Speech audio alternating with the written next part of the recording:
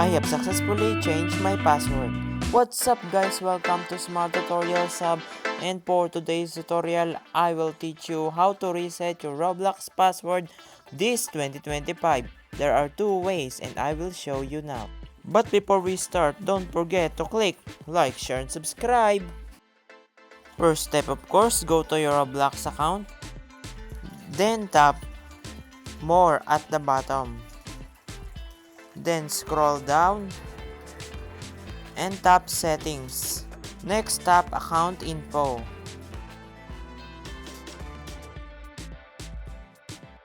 Then tap the password edit icon. Then type your current password, your new password, and confirm your new password. If you're finished, tap update. Now there is the two-step verification. Type the code sent from your email. If you're done, tap verify. You can save your password on the password manager of Google to secure it. Now it's a success. I have changed my password. And here is the another way. If you can't log into your account and you forgot your password, tap sign in. It says wrong email or password. Here's what you gonna do. And here's what you gonna do. Now tap forgot password or username. Now put your email associated with your Roblox account. Then click submit. Next is complete the verification. Start puzzle. And then point out where the arrow said.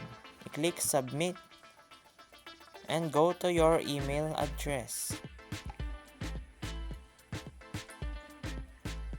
Then click the message of Roblox. Then click reset password.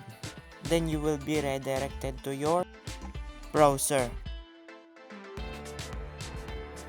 Here you can reset your password.